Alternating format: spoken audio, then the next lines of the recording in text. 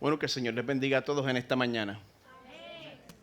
Les doy la bienvenida a Crosspoint Español, a todos los que están con nosotros en esta mañana. Gracias por traer la iglesia a este salón y a los que están viendo esta transmisión, muchas gracias por estar en sintonía.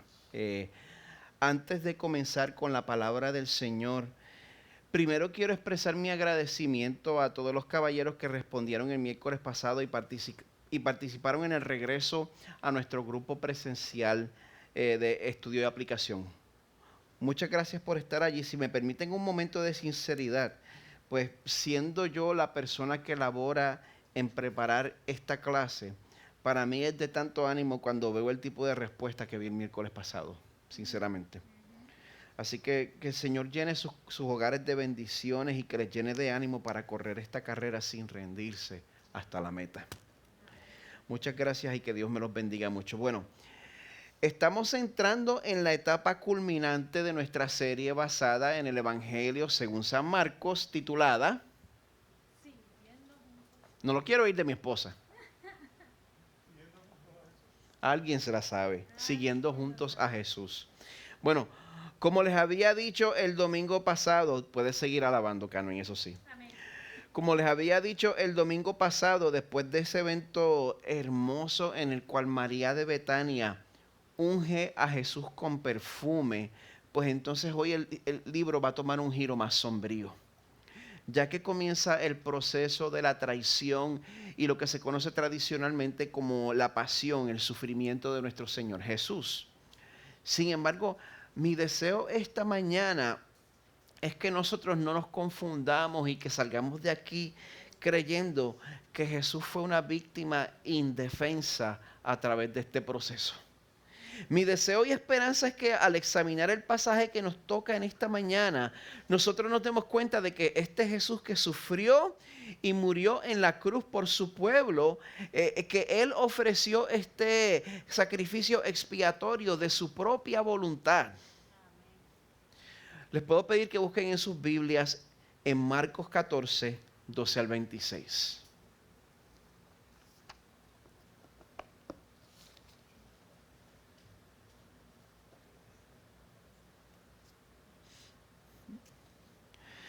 Como yo les había mencionado la semana pasada, estos eventos toman lugar durante uno de los festivales judíos principales en Jerusalén. Es la fiesta de los panes, la fiesta de la Pascua y de los panes sin levaduras. Como les dije, esto era un tiempo de acción de gracias a Dios, donde se recordaba cómo Dios había liberado a los hebreos de la esclavitud en Egipto. Y en el primer día de este festival se celebraba un ritual muy importante. ¿Quién sabe qué ritual se celebraba en el primer día de la Pascua?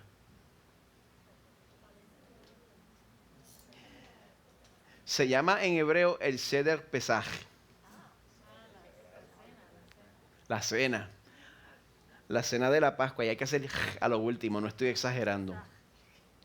Esta es la cena de la Pascua, una cena ceremonial que esa cena incluye 4 puntos en que la persona que está oficiando esa cena sostiene una copa de vino diferente para cada punto de esa cena.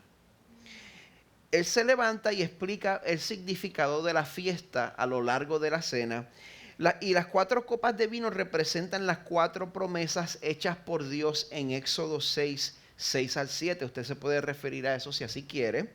Son promesas para el rescate de los israelitas de Egipto, promesas para la liberación de la esclavitud, promesa para la redención por el poder de Dios y promesa de una relación renovada con Dios. Esas son las 4 promesas de la cena de Pascua. Pues en la celebración de esta importante tradición judía, Jesús se disponía a instituir algo completamente nuevo.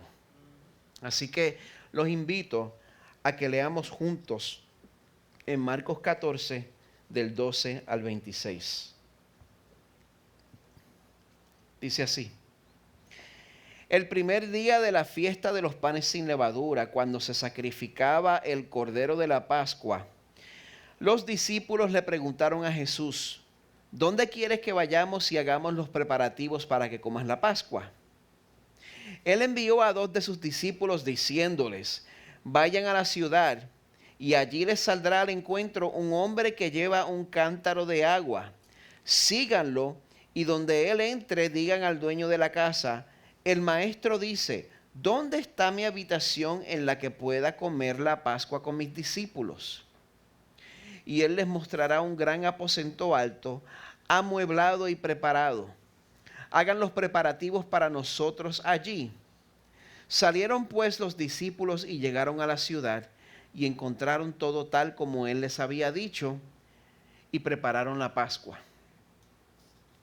Al atardecer llegó Jesús con los 12 discípulos, y estando sentados a la mesa comiendo, Jesús dijo: en verdad les digo que uno de ustedes me entregará, el que come conmigo.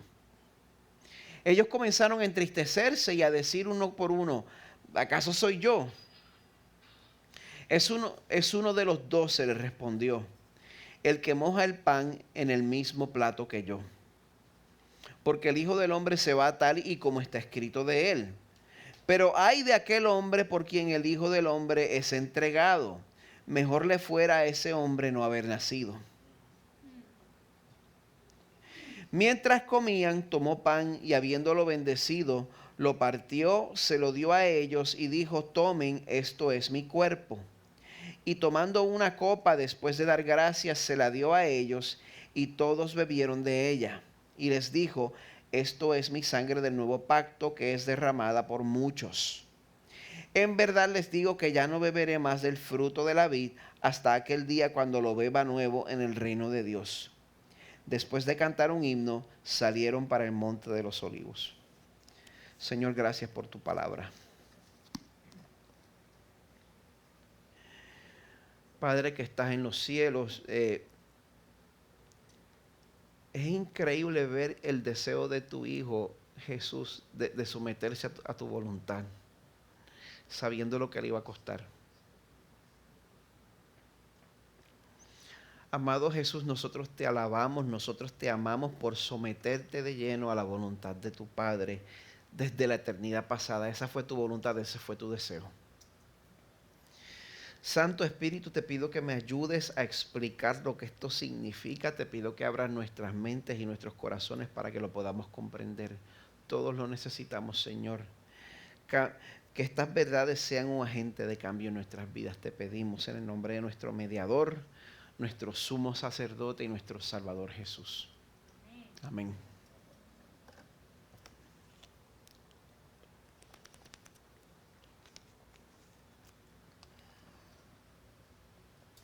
Entre las malas experiencias que yo pasé durante mi niñez y durante mi juventud, hay 4 malas experiencias que yo recuerdo más intensamente.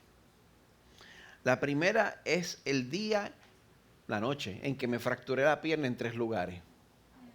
Me la fracturé aquí justo debajo de la rodilla, a mitad y en el tobillo, jugando. Eso fue el 17 de febrero del 1979. Yo tenía 10 años de edad. Y mire que yo me acuerdo de ese día. Usted se puede meter en la aplicación del calendario de su teléfono. El 17 de febrero del 1979 era un sábado. Yo me acuerdo de eso como si fuera ayer. También me acuerdo del día en que me caí de un árbol enfrente de mis amigos. La caída fue fea. Yo creo que la punta de mis pies estaba como unos buenos 6 pies de la tierra. Yo caí de pecho en la brea. Estuvo fuerte, vinieron a donde mí porque la caída fue fea.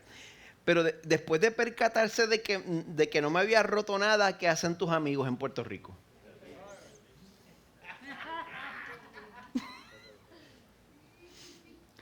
Pues todos los que tenemos PTSD por crecer en Puerto Rico sabemos lo que sucede.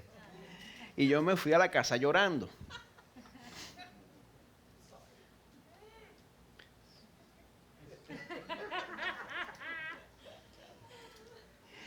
El día número 3 que yo recuerdo es el día que un amigo me retó a que yo le gritara a un deambulante de nuestra vecindad, que le gritara el apodo que le tenían. Y ese deambulante me persiguió con un machete. Yo tenía 13 años. Esa me la gané, esa la mandé a buscar. Y también me acuerdo quizás le he contado esto, la primera vez que yo choqué un carro en un parking, choqué una patrulla de policía. No, el arte que yo tengo, gente, es una cosa. Pues, cuando ustedes vean a mi padre por Zoom esta semana, pues por favor compartan unas palabritas de consuelo con ellos, porque todas las canas verdes que ellos tengan se las saqué yo. Pero bueno, no importa que estos eventos hayan sido uno más grave que el otro, o la diferencia de edad que yo haya tenido de un evento al otro. Algo que todos estos eventos tienen en común es que todos estos eventos, absolutamente todos, estaban completamente fuera de mi control. Aunque me lo haya ganado, aunque me lo haya merecido, yo no quería que eso me pasara. Eso no fue lo que yo pedí. Ninguna de estas cosas sucedieron porque yo quise que sucedieran. Nunca ha habido una situación adversa por la cual yo haya pasado que haya sido un producto de mi propia elección. Mucho menos algo que yo haya podido controlar. Pero en contraste a mis desventuras, el pasaje de hoy nos va a mostrar que el sufrimiento de Jesús no solo fue su propia decisión, sino que también Jesús tuvo autoridad inclusive sobre su propia muerte. Y mientras entramos en esta etapa culminante del Evangelio de Marcos, en los eventos que van a culminar en la tortura y en el asesinato del único hombre que nunca pecó, si este fuera un hombre cualquiera que de momento supiera todo lo que le esperaba, mire, por lo menos en mi caso, esa presciencia habría resultado en ansiedad, en que yo tuviera miedo, en que yo me desesperara. Pero este pasaje nos presenta un Jesús que siempre permaneció en control de la situación. Y lo primero que vamos a ver es a un Jesús que ejerció autoridad sobre las costumbres que observaría junto a sus discípulos, aunque estuviera en sus días finales. Si me lo permiten, voy a comenzar en el verso 10. Voy a echar para atrás un poquito para refrescar nuestra memoria en cuanto al desenlace del domingo pasado. Dice el verso 10 del capítulo 14, entonces Judas Iscariote, que era uno de los 12 discípulos, fue a los principales sacerdotes para entregarles a Jesús.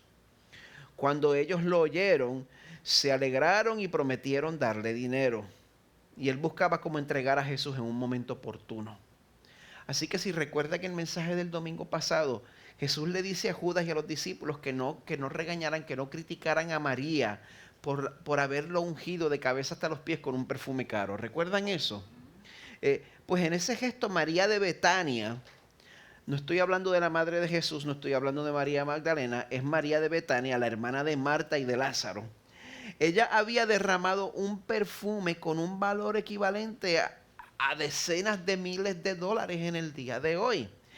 Y pues Judas, eventualmente contagiando al resto de los discípulos, él se queja de que el gesto de ungir el cuerpo de Jesús había sido un desperdicio.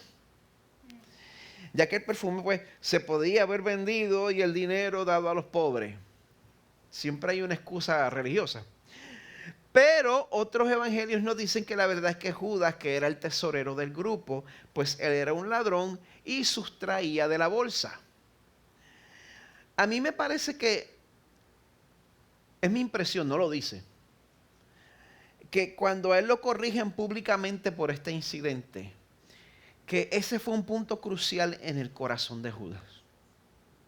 Me parece que ese fue un punto crucial en el que él dice, yo no aguanto más de esto. Ya aquí me jalté. Porque aquí decide ir a los sacerdotes principales de Jerusalén para entregar a Jesús. Y en este punto las autoridades religiosas ya habían decidido matar a Jesús. No estaban tratando de ocultar sus intenciones. Solo necesitaban a alguien que pudiera informarles del paradero de Jesús. Y esta persona probablemente para el shock de las autoridades religiosas resultó ser alguien del círculo íntimo de Jesús. Pues de este punto en adelante Jesús es un hombre buscado en Jerusalén. De aquí en adelante él no se podía mover no podía ambular de un lado al otro con libertad porque había un precio sobre su cabeza. Y todo esto gracias a Judas. Así que conociendo este trasfondo, el verso 12 nos dice que el primer día de la fiesta de los panes sin levadura, cuando se sacrificaba el cordero de la Pascua, los discípulos le preguntaron a Jesús: ¿dónde quieres que vayamos y hagamos los preparativos para que comas la Pascua? Ellos pues tenían que averiguar los detalles porque no tenían la libertad de salir a la calle a buscar los ingredientes. Pues Jesús los envía, les dice en el verso 13, vayan a la ciudad, allí les saldrán al encuentro un hombre que lleva un cántaro de agua. Síganlo. Un hombre que lleva un cántaro de agua. Este es el primer día de uno de los festivales judíos principales. En estos días el número de personas en Jerusalén se multiplicaba, se doblaba, se triplicaba. En medio de todo el bullicio, Jesús los envía a que encuentren algo que ellos considerarían inusual. Un hombre cargando un cántaro de agua. En ese tiempo, en esa cultura, los cántaros de agua eran llevados por mujeres o por esclavos. Así que la estampa de un hombre haciendo eso, pues resultaría muy peculiar. Pues se supone que siguieran a ese hombre hasta que él llegara a una casa, y el verso 14 nos dice, donde él entre, digan al dueño de la casa, el maestro dice, ¿dónde está mi habitación en la que pueda comer la Pascua con mis discípulos? Y él les mostrará un gran aposento alto, amueblado y preparado. Hagan los preparativos para nosotros allí. Salieron pues los discípulos y llegaron a la ciudad y encontraron todo tal como él les había dicho y prepararon la Pascua. Cuando leo esto, yo no sé si se lo recuerda a usted. A mí como que me recuerda la manera en que Jesús envió a los discípulos a buscar el burro que iba a montar en la entrada triunfal, se me parece. Y yo me pregunto si todos estos detalles que Jesús sabía de antemano, si fueron planificados o si esto fue un asunto milagroso. En mi corazón lo primero es asumir que esto fue un evento milagroso porque Jesús tiene el poder para hacer esto, ¿verdad? ¿Quién lo cree? Amén. Qué bueno, están despiertos.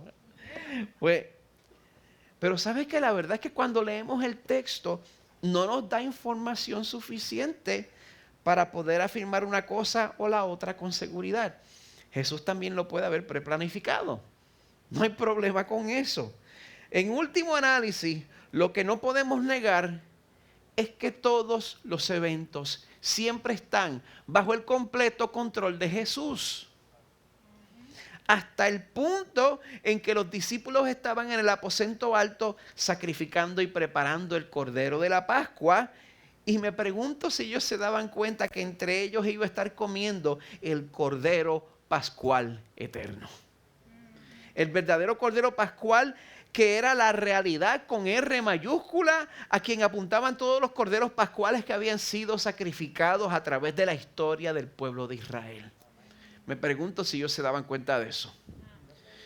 Él iba a estar sentado entre ellos, presidiendo sobre la cena que iban a compartir y ejerciendo autoridad sobre las costumbres que ellos iban a observar. E inclusive ejerciendo autoridad sobre el hombre que lo traicionaría. Esto es extraordinario.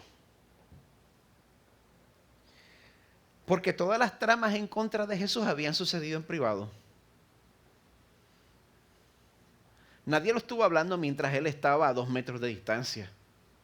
Todo esto se hizo escondido. Pero como vamos a ver aquí, piense, este es el mismo Jesús que renunció al privilegio divino de saber cuándo es el día que a él le tocaba volver con poder y gloria. Ese mismo Jesús que renuncia a ese privilegio divino es el mismo Jesús que sabía completamente lo que estaban tramando en contra de él.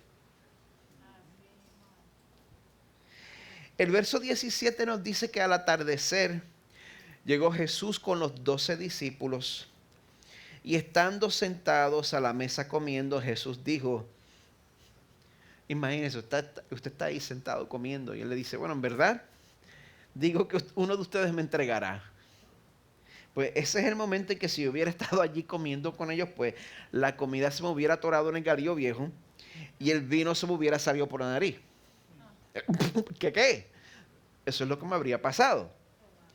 Pues ustedes deben darse cuenta de que, aunque nosotros lo sabemos ahora, porque por supuesto todos conocemos la historia, allí nadie, absolutamente nadie sospechaba de Judas.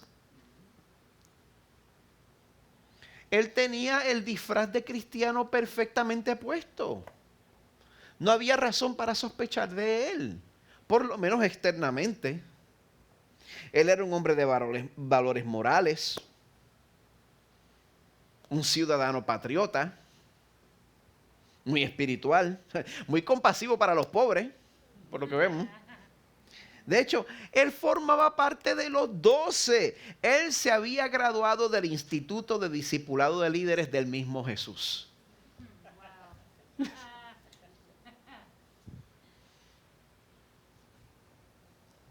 Por eso, cuando Jesús dice, uno de ustedes me entregará, eso causa conmoción entre ellos y no es para menos.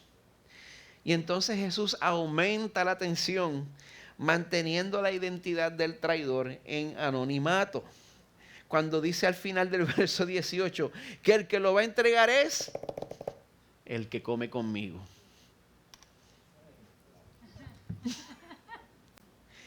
En ese punto, mire, para los cabezones que son los discípulos reaccionan con una madurez que no había visto antes. Porque cuando yo me pongo en esta situación, yo siempre pienso que yo diría, bueno, de seguro es cualquiera de estos 11 cabezones porque ciertamente no soy yo. Señor, yo te sigo hasta la muerte. Nosotros sabemos cómo eso termina, ¿verdad? El que tiene esa actitud. Pero el verso 19 nos dice, ellos comenzaron a entristecerse y a decir uno por uno, ¿acaso soy yo? Miren esa madurez. A todos nosotros nos hace falta recordar que si nosotros hemos permanecido firmes en nuestra fe, no es por causa de nuestra fidelidad. No es porque usted es más moral, no es porque usted es más bonito, no es porque usted sepa más doctrina, no es porque usted se crió en la iglesia. Es solamente porque Dios nos ha sostenido dentro de su mano ahuecada. Amén. Es la única razón. ¿Usted sabe eso? Es solamente porque el Espíritu Santo es quien nos guarda de traicionar a nuestro Salvador de la misma manera, porque los mismos ingredientes que tiene Judas los tiene usted y los tengo yo. Recuerde que cada pecado que usted comete en contra de su Salvador, por pequeño que usted crea que sea, es una traición en contra de él. Por eso es apropiado que los discípulos reaccionen así, es apropiado que los discípulos examinen sus corazones y es apropiado que nosotros examinemos nuestros corazones en esta mañana y que le pidamos al Espíritu que nos muestre si esa fe que nosotros profesamos tener es una fe verdadera o es solamente un show religioso. Vamos a pedirle al Señor que nos muestre eso. Pídaselo al Señor. El Señor lo puede transformar a usted si su fe ha sido fingida. El Señor le puede dar fe verdadera. Amén. No tenga miedo de pedirle esas cosas al Señor. Porque ninguno aquí tiene la habilidad de discernir los impostores que hay entre nosotros. Y es así. Es entre nosotros que están.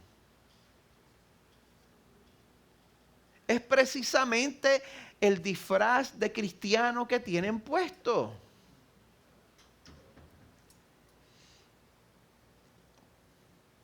Jesús le dice a los discípulos en el verso 20 que el traidor es uno de los 12. Les respondió, el que moja el pan en el mismo plato que yo. La manera en que lo pone Marcos aquí es una referencia a un salmo de David, el Salmo 41:9, donde dice, aún mi íntimo amigo en quien yo confiaba, el que de mi pan comía, contra mí ha levantado su talón. Ahora, puede que alguno de ustedes esté pensando, bueno, ustedes dicen que creen mucho en la soberanía de Dios aquí en Crosspoint en español. Ustedes dicen que Jesús estaba en control de todo. inclusive de que Judas sería quien lo traicionaría, pues vamos a filosofar, vamos a problematizar. Entonces, si traicionar a Jesús era el destino de Judas, ¿es correcto que Judas sea llamado a cuentas por lo que hizo?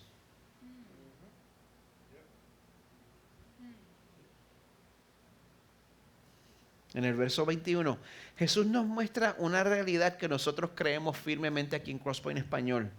Nosotros creemos que la palabra de Dios afirma claramente tanto la soberanía de Dios sobre las circunstancias como la responsabilidad del ser humano por las decisiones que toma.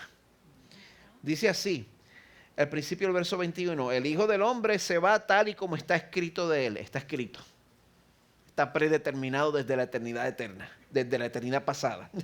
Eternidad eterna, esa es nueva. Es eternidad pasada. Gente, cada detalle en cuanto al sufrimiento y la muerte de Jesús fue acordado dentro de la Trinidad desde la eternidad pasada. Cada detalle. Continúa el verso 21. Pero ay de aquel hombre por quien el Hijo del Hombre es entregado. Mejor le fuera a ese hombre no haber nacido.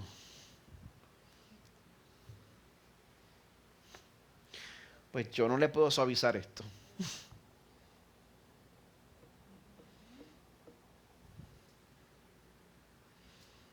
No hay azúcar que endulce este trago. Yo no he encontrado ninguna parte de la Biblia que trate de explicar esta paradoja. No es una contradicción, es una paradoja. Averigüe cuál es la diferencia. Pero la palabra de Dios ciertamente afirma estas dos verdades y a nosotros nos toca creerlas con temor y temblor. Dios es soberano, usted es responsable.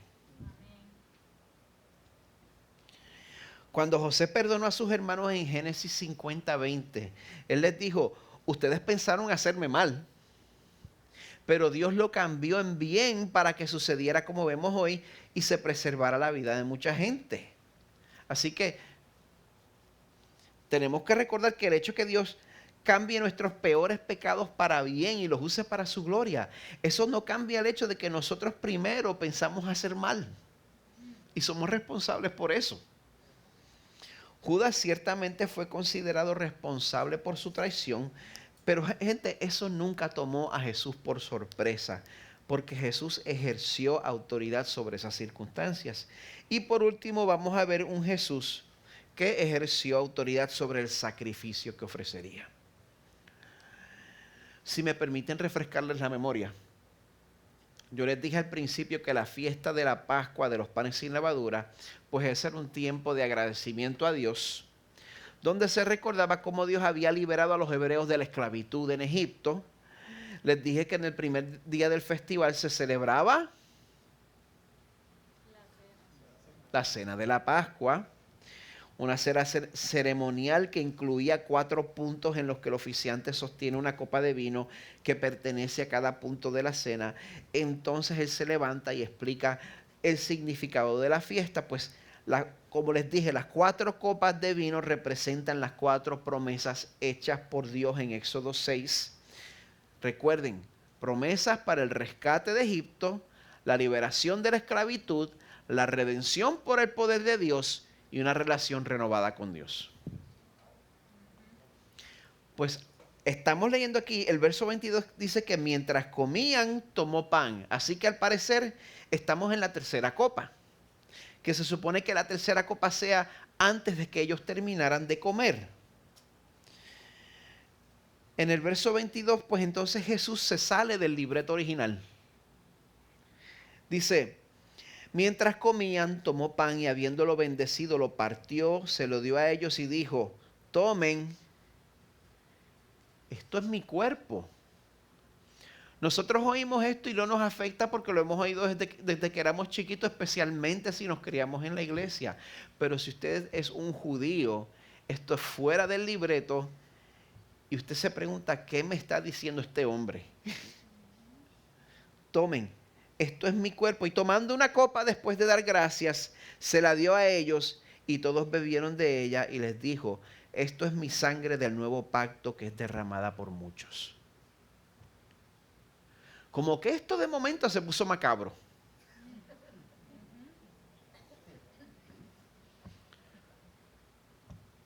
Te pusiste intenso de momento.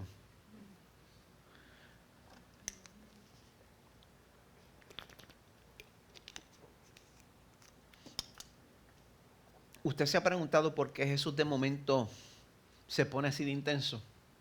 ¿Usted se ha preguntado por qué Jesús de momento comienza a usar un lenguaje relacionado al sacrificio?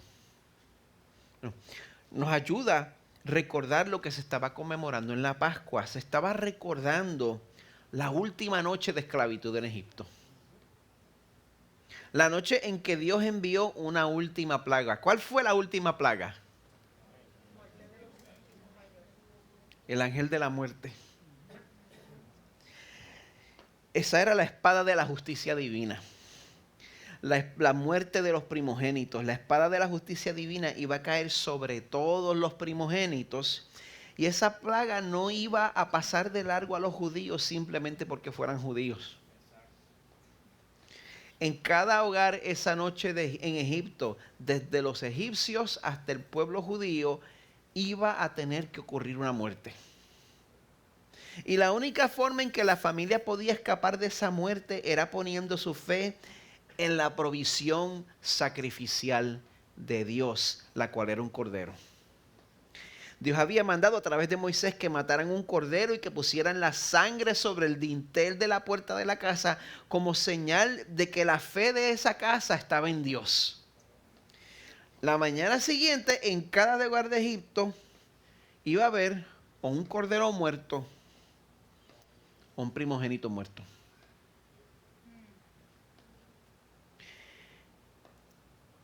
En el momento que llegara la justicia del ángel de la muerte, había que escoger si esa justicia iba a caer en tu propia familia o si te ibas a refugiar detrás del sustituto.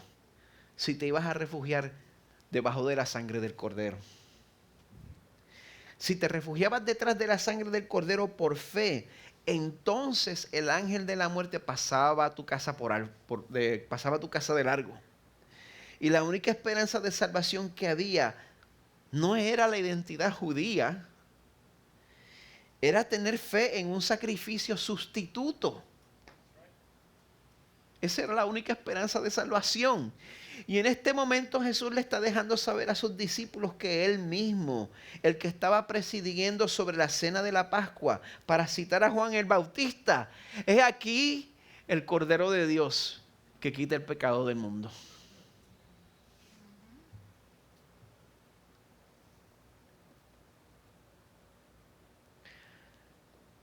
El cuerpo de este cordero iba a ser molido en lugar del nuestro.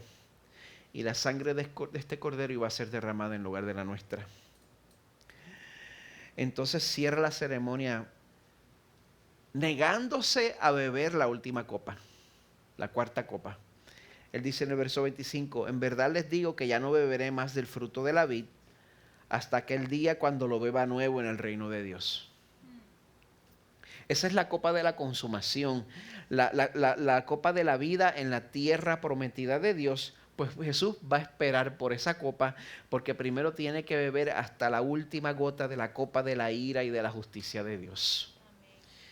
Y aparte de eso, pues no iba a ser posible ofrecer ninguna copa de bendición. Entonces dice el verso 26, después de cantar un himno, salieron para el monte de los olivos. Ahora, cuando usted ve que Jesús no solo estaba presidiendo sobre la cena, sino que Él también estaba en control sobre los eventos que iban a resultar en su muerte, ¿cómo le hace sentir eso a usted?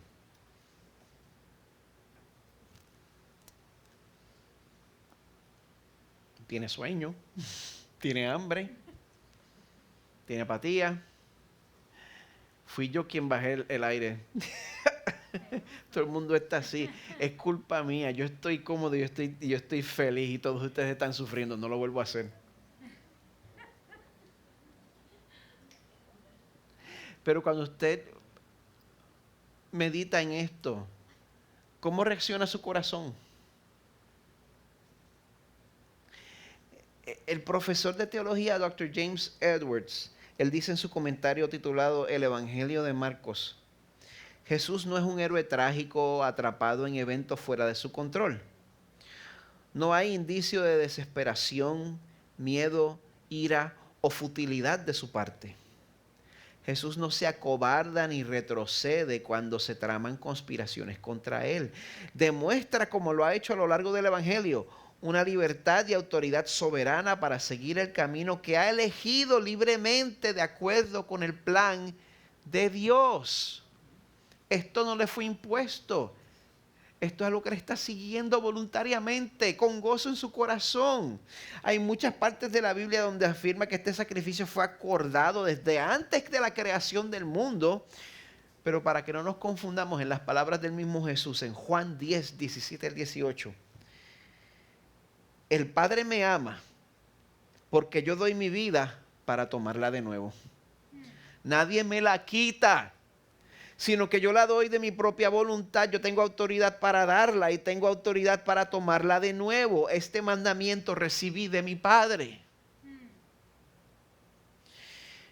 Y esta soberanía tiene buenas implicaciones para usted.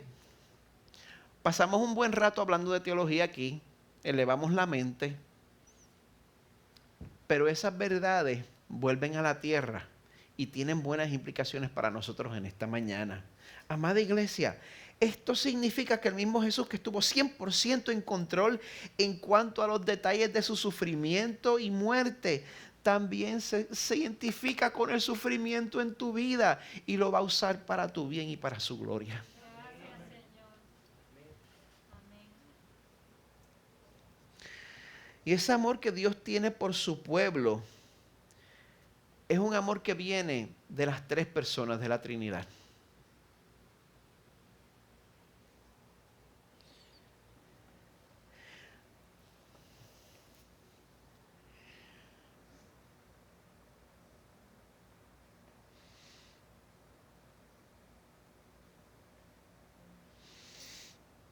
Porque muchas veces nosotros hacemos una dicotomía falsa en nuestra mente y vemos a Dios Padre como el ogro que está listo para pulverizar el mundo.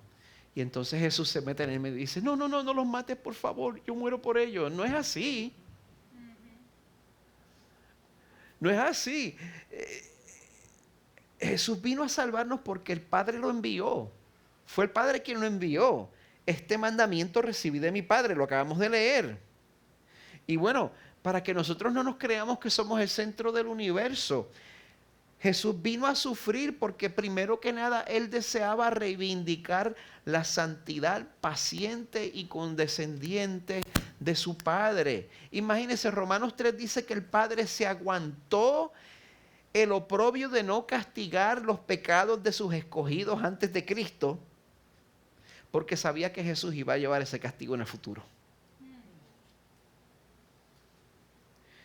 Romanos 3 dice que todos son justificados gratuitamente por su gracia por medio de la redención que es en Cristo Jesús, a quien Dios exhibió públicamente como propiciación por su sangre a través de la fe, como demostración de su justicia, porque en su tolerancia Dios pasó por alto los pecados cometidos anteriormente, para demostrar en este tiempo su justicia, a fin de que Él sea justo y sea el que justifica al que tiene fe en Jesús.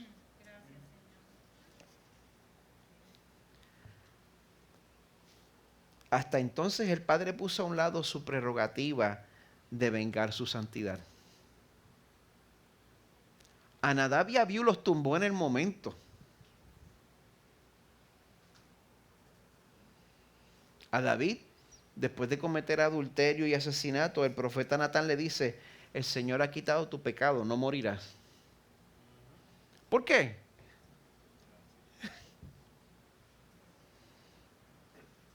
Es más, te pregunto a ti, ¿has recibido esa misericordia de parte del Señor? Amén. Si estás aquí sentado, la respuesta es sí.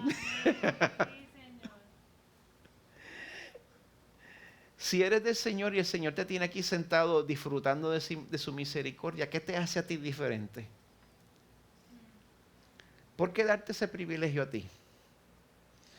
Fue la voluntad del Dios Trino obtener esa redención para ti a través de este método de servidumbre, sufrimiento y sangre. Así que, por más difícil que sea la circunstancia que estés pasando ahora mismo, ni por un segundo se te ocurra dudar del amor que Dios tiene por ti. Voy a invitar al equipo de adoración a que pase al frente y tome sus lugares, y mientras ellos hacen eso, vamos a preparar nuestros corazones para conmemorar a nuestro Cordero Pascual participando en la cena del Señor.